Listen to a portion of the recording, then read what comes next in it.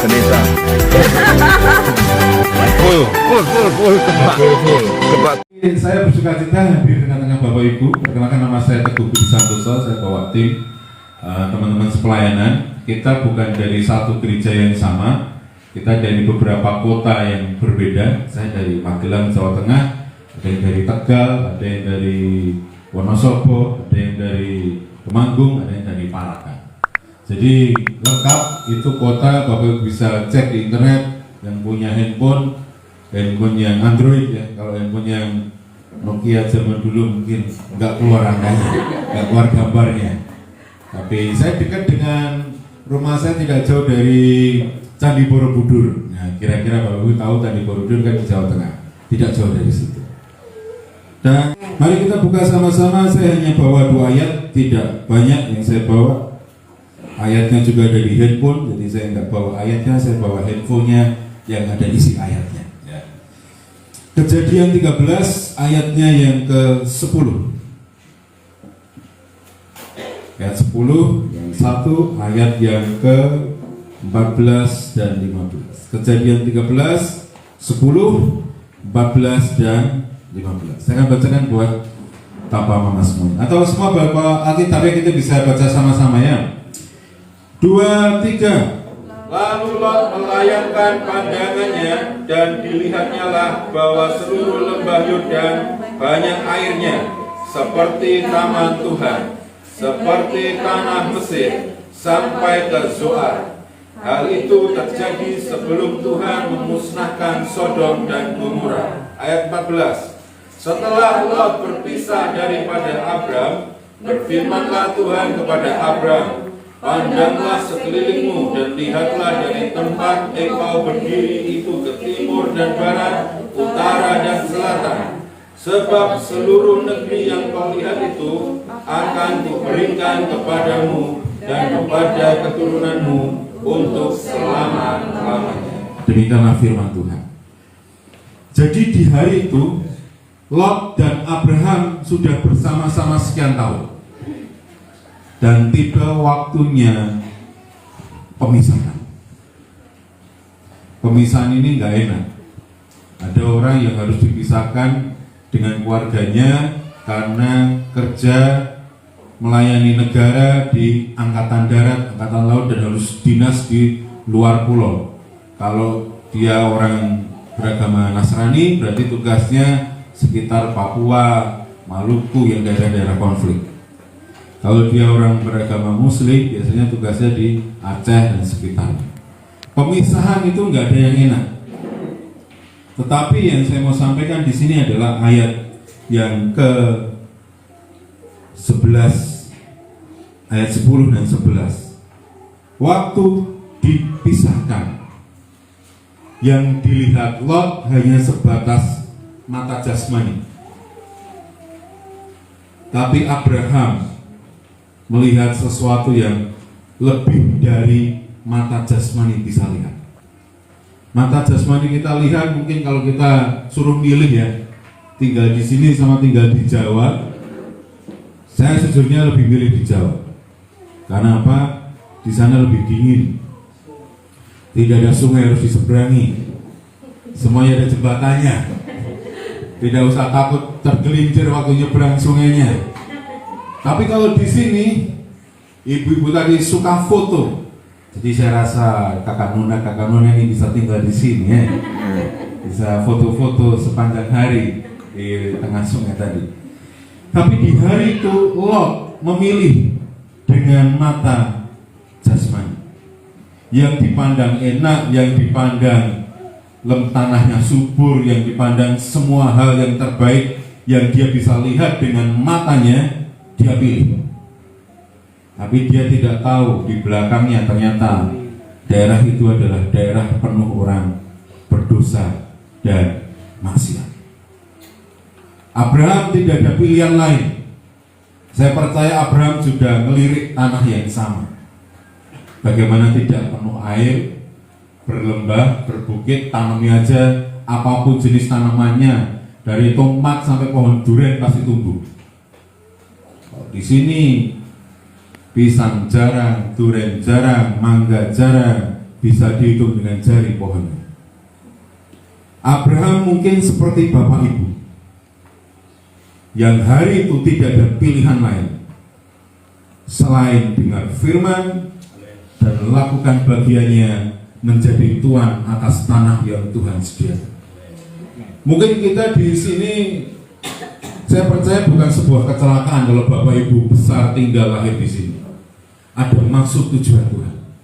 Untuk apa? Salah satunya seperti yang Yeremia 29 ayat 7 mengatakan, usahakanlah kesejahteraan di mana engkau aku buang.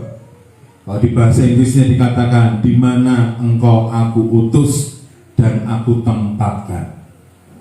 Mungkin kita lahir dari keluarga ya sekitar sini saja, mungkin kawin mengawin dengan desa tetangga yang akhirnya tinggal di sini. Itu bukan sebuah kebetulan. Karena saya percaya kalau Tuhan bawa kita sejauh ini sampai hari ini di tempat ini dan kita bisa makan sampai hari ini, walaupun dengan susah payah, tapi kita masih bisa hidup. Itu kita perlu bersyukur. Tapi Tuhan mau kita membuka mata hati kita dan mata roh, supaya melihat bukan lagi sesuatu yang gersang, sesuatu yang jelek yang kita lihat setiap hari. Mungkin kalau kita lihat ya dari ujung ke ujung tanahnya seperti ini semua. Saya percaya dari sampai di sana juga kan seperti ini semua, ya kan? Nggak jauh dari yang kita lihat hari ini. Tapi kalau kita seperti yang Abraham lakukan, pandanglah sekelilingmu, lihatlah tempat engkau berdiri, timur, barat, utara, dan selatan. Kita lihat semuanya dengan cara pandangnya Abraham, bukan cara pandang Lot. Lot cara pandangnya pakai mata jasmani, yang dilihat yang enaknya saja. Itu daerah berair, saya mau tanam di sana. Tapi kalau Abraham punya cara pandang yang berbeda, dia punya cara pandang Tuhan. Yang hari itu dia tidak tahu apa-apa, tapi setelah dia mengerjakannya, maka sesuatu yang besar Tuhan kerjakan. Bagian yang kedua yang saya mau bagikan untuk mengawali membuka khotbah ini, pembukaan. Sekarang bagian intinya kita buka sama-sama di satu firman. Satu lagi, ini yang tadi saya dapat waktu duduk di situ. Suruh buka tentang padang gurun menjadi kebun buah-buahan. Saya cek di handphone saya dan ayatnya ada, Yesaya 32. Mari kita buka sama-sama Yesaya 32 ayatnya yang ke-15 sampai ayat yang ke-18. Saya akan bacakan buat Bapak Ibu semuanya, karena ini janji yang Tuhan nyatakan buat setiap Bapak Ibu yang mau melihat dengan cara pandang Tuhan, yang mau melihat. Mungkin hari ini kondisi terbatas, uang juga pas-pasan, listrik sudah bunyi tati dari isi pulsa, nggak ada uang untuk isi pulsa. Tapi saya percaya kalau kita hari ini mau berubah cara berpikirnya, cara lihat kita mungkin gimana caranya? Minta sama Tuhan. Dan jawabannya ada di Yesaya 32. Yesaya 32 ayatnya yang ke-15. Ini syaratnya untuk kita terima berkat di bawahnya. Caranya adalah ayat 15, Yesaya 32 ayat 15. Nanti Bapak Mama bisa catat di rumah, bisa tiap hari diperkatakan sampai itu terjadi. Amin. Amin. Saya akan bacakan Yesaya 32 ayat 15 sampai 18. Sampai dicurahkan kepada kita roh dari atas, maka padang gurun akan menjadi kebun buah-buahan, dan kebun buah-buahan itu akan dianggap hutan. Di padang gurun selalu akan berlaku keadilan, dan di kebun buah-buahan akan tetap ada kebenaran. Di mana ada kebenaran, di situ akan tumbuh damai sejahtera. Dan akibat kebenaran ialah ketenangan dan tentraman untuk selama-lamanya. Bangsaku akan diam di tempat yang damai, di tempat yang tentram, di tempat peristirahatan yang aman. Ini janji Tuhan buat Bapak Ibu semuanya. Saya nggak tahu kenapa harus sampaikan ini, mungkin karena saya lihat kondisi di sekitar sini. Tapi ini kuat berbicara. Saya tadi cek ayatnya kebun buah-buahan. Saya rasa Tuhan bergurau, ini kebun buah-buahan gimana? Pisang aja nggak ada, saya bilang gitu. Tapi disuruh buka di Alkitab, saya baca. Dan syaratnya 1, ayat 15, bagian A. Dikatakan apa?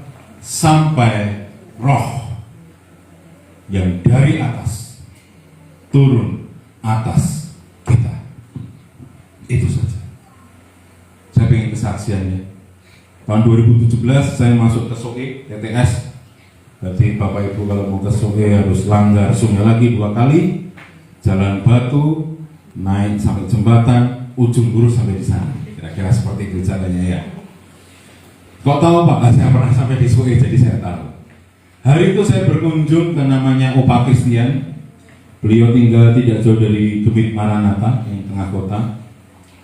Saya tanya, saya cerita sama beliau bagaimana Opa kondisi waktu tahun 65 kekristenan yang dari hanya kekristenan biasa tiba-tiba timbul sebuah lawatan besar, banyak orang-orang yang meninggalkan jimatnya, banyak yang akhirnya kenal Tuhan, bertobat, hidupnya diubahkan. Dan bukan hanya itu saja, tanah yang tadinya gersang seperti ini tiba-tiba bisa ditanami jeruk, yang tadinya gersang seperti yang tadi kita baca sama-sama, jadi kebun jeruk. Dan dari kebun jeruk di daerah yang ke arah Kapan itu jadi hutan jeruk. Dan itu berlangsung hanya 10 tahun. Kenapa?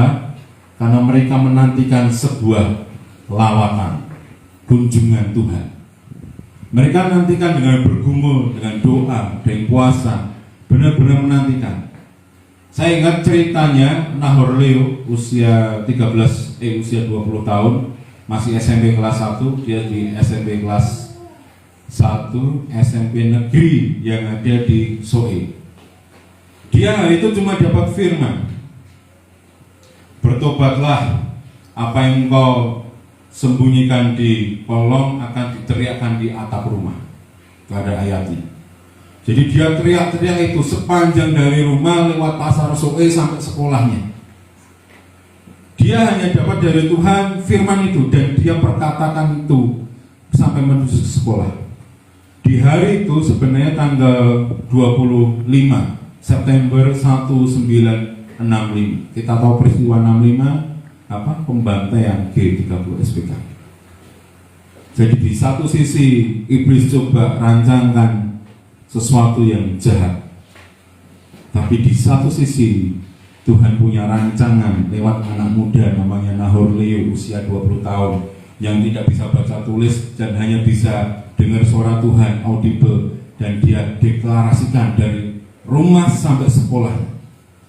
Di hari itu tidak ada sekolah, tidak ada kelas pelajaran, karena dia berdiri di ada meja guru, dia berdiri di situ dan dia teriakan bertobatlah. Hari itu satu kelas dilawat Tuhan.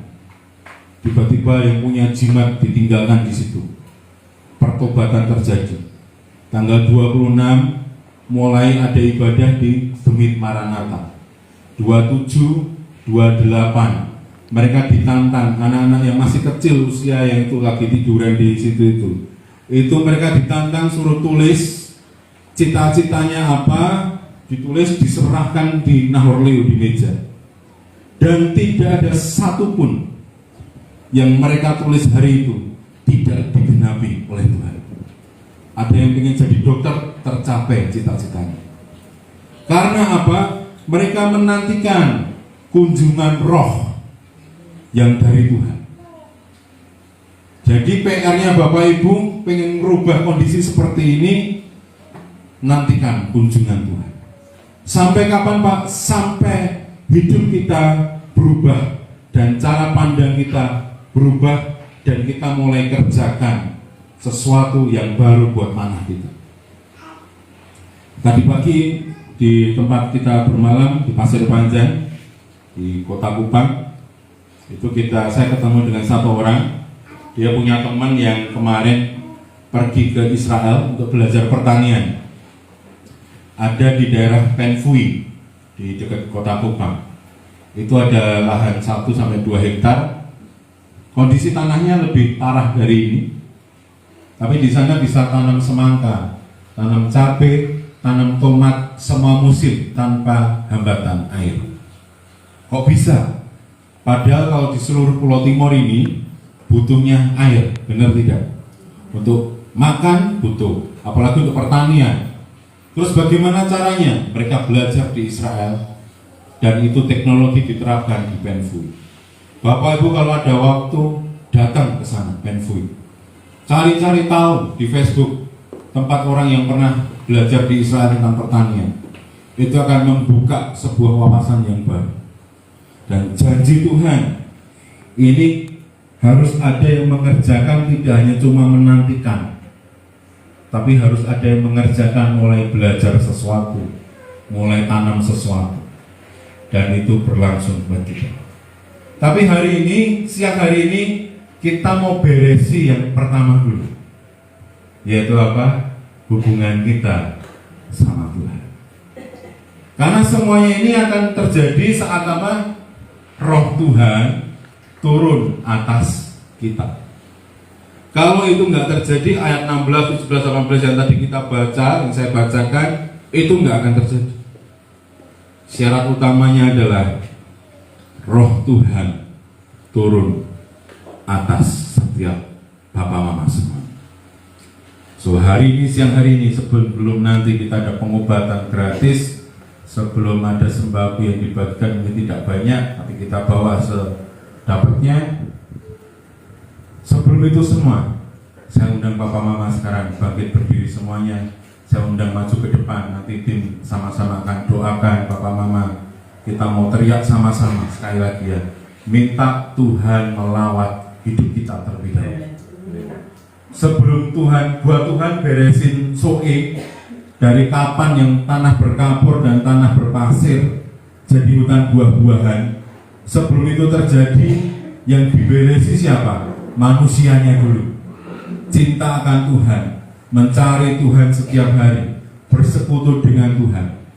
Tidak harus setiap hari persekutuan doa keliling, tidak harus. Tapi Bapak Ibu meluangkan waktu saja untuk doa pagi, nyembah Tuhan sama-sama dengan keluarga kecilmu di rumah.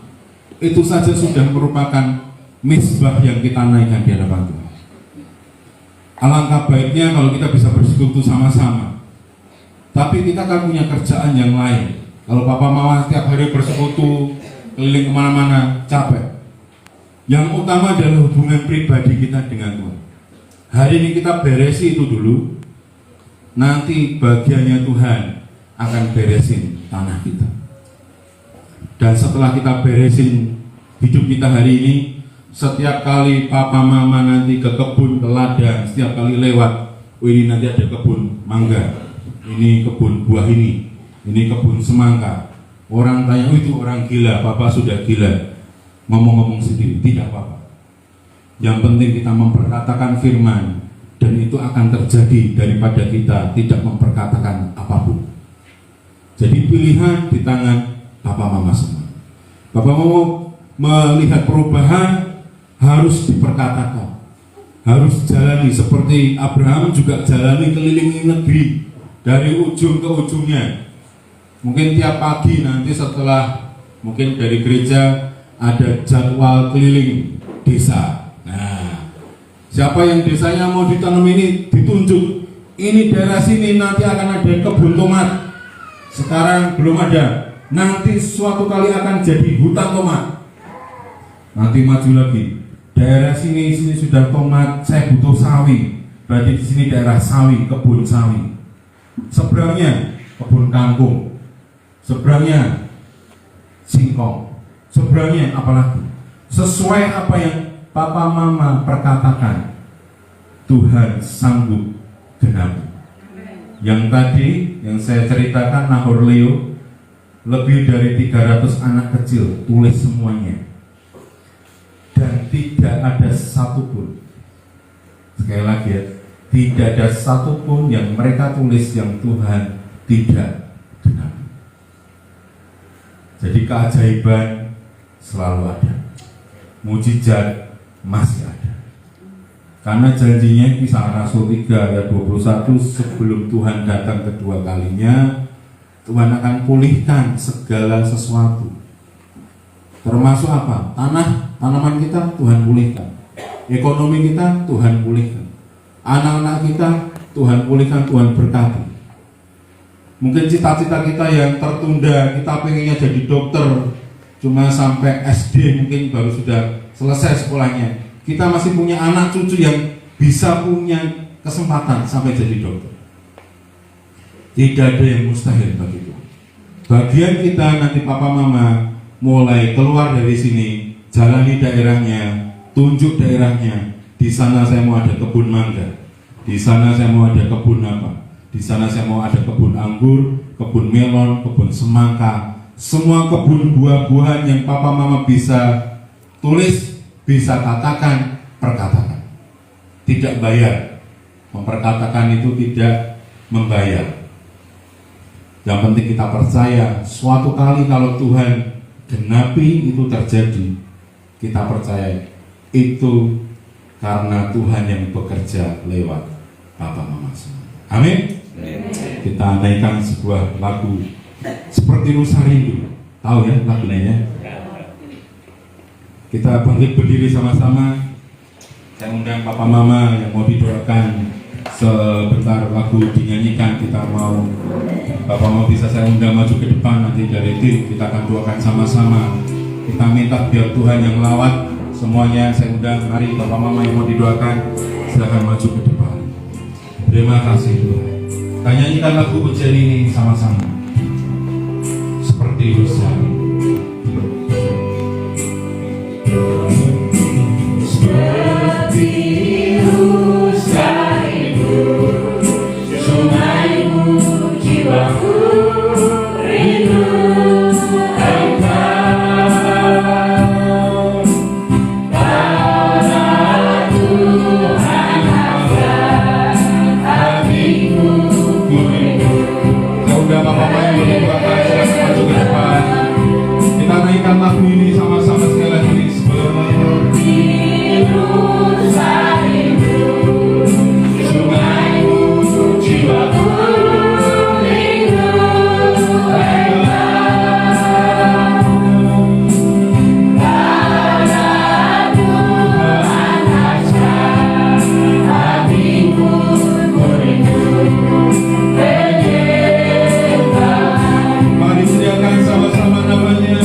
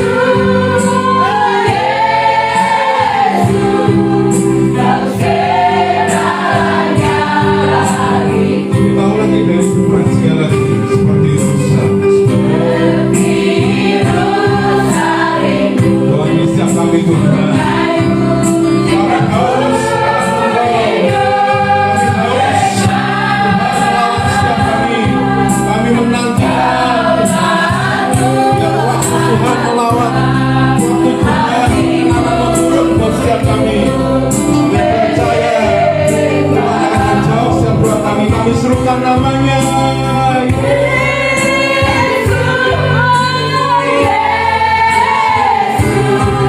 Kau berarti bagiku.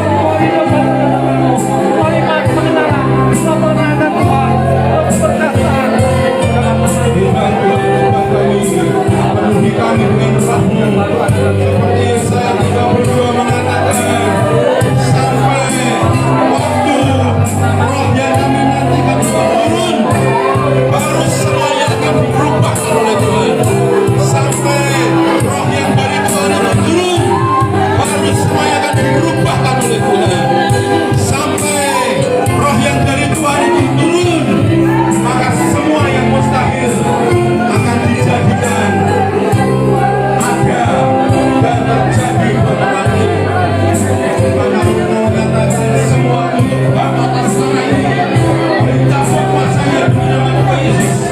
Semua bentuk tanaman, lapisan, bentuk kekeringan, tidak ada pertumbuhan di tanah.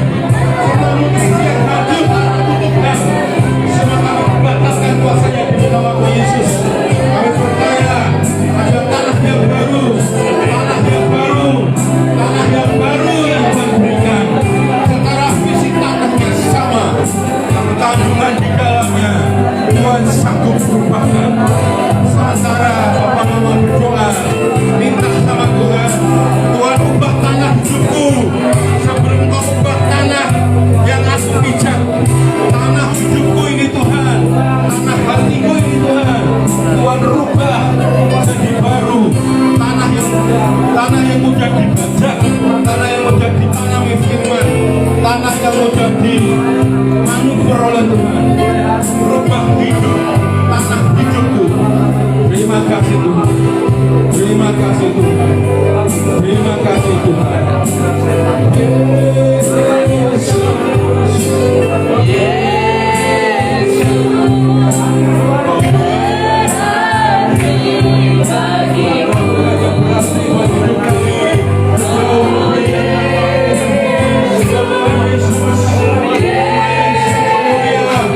Nama yang perkasa, nama yang sanggup mengubahkan. Engkau Tuhan Yesus namanya. Yesus, oh Yesus, Kau berarti.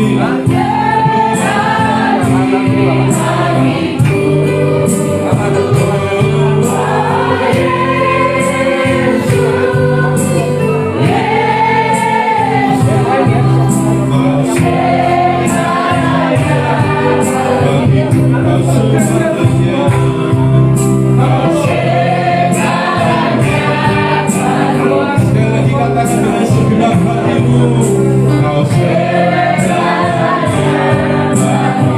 Sekali lagi katakan Kau segalanya, Kau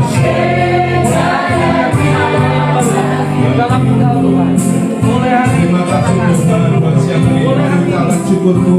Ya Tuhan, Tuhan terima kasih buat hati yang baru, tanah yang baru yang